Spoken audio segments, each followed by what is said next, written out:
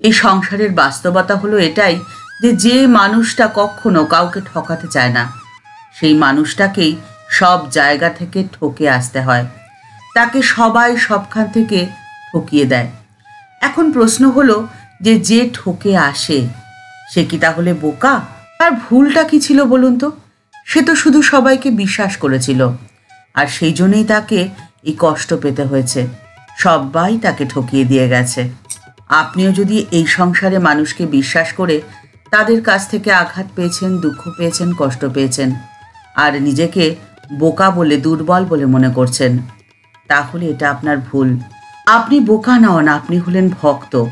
আপনি দুর্বল নন, আপনি হলেন সাহসী। কারণ মানুষকে বিশ্বাস করার জন্যে সাহসের প্রয়োজন হয়। যারা ভীতু কাপুরুষ হয় তারাই হয় অবিশ্বাসী, অধার্মিক। একদিন গিরিশচন্দ্র ঘোষ ঠাকুরকে বলছেন, আচ্ছা ঠাকুর, সংসারে তো রয়েছি, কিন্তু মনটা কখনো বা উঁচুতে রয়েছে, আবার কখনো বা নিচু হয়ে যায়, কেন হয় ঠাকুর? ঠাকুর গিরিশচন্দ্র ঘোষকে আশ্বস্ত করে বললেন, সংসারে থাকতে গেলে ওরকম হয়, কখনো উঁচু আবার কখনো নিচু, কখনো বেশ ভক্তি হচ্ছে আবার কখনো কমে যাচ্ছে। কামিনী কাঞ্চন নিয়ে থাকতে হয় কি না, তাই ওরকম হয়। সংসারে ভক্ত কখনো ঈশ্বর চিন্তা, হরিনাম করে, আবার কখনো বা কামিনী কাঞ্চনে তো মন দিয়ে ফেলে। ঠিক যেমন সাধারণ মাছি কখনো সন্দেশে বসছে, আবার কখনো বা পচা ঘা বা বিষ্ঠাতেও বসছে। কিন্তু দেখো মৌমাছিদের, মৌমাছিরা কেবল ফুলে বসে মধু খাবে বলে।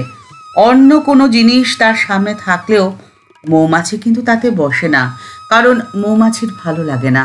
এই সংসারে যারা আপনাকে ঠকিয়ে নিজেদেরকে চালাক বলে মনে করে, তারা বাস্তবে ওই সাধারণ মাছির মতো, আর আপনি হলেন মৌমাছি।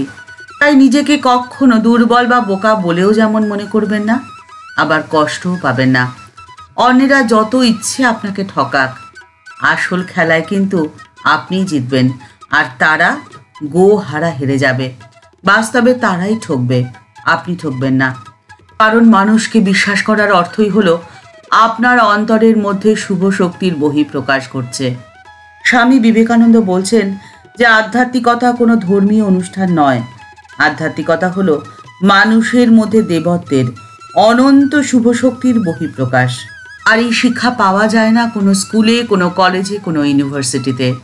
এই শিক্ষা পাওয়া যায় অন্তরের অনুভূতিতে, আর যার বহিঃপ্রকাশ হয় শ্রদ্ধা, ভক্তি, ভালোবাসা, বিশ্বাস আর সেবার মধ্যে দিয়ে।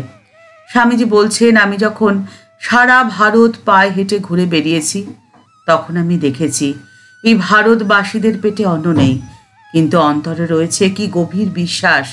এই ভারতবর্ষের প্রতিটি কোণার প্রতিটি নরনারী যতই শোচনীয় পরিস্থিতিতে থাকুক না কেন, আমি তাদের মধ্যে লক্ষ্য করেছিলাম চিরনবীন মূর্তি। কারণ তারা আধ্যাত্মিকভাবে অত্যন্ত উন্নত। আর যারা আধ্যাত্মিকভাবে উন্নত, তাদেরকে দমন করা এতটাও সহজ হবে না।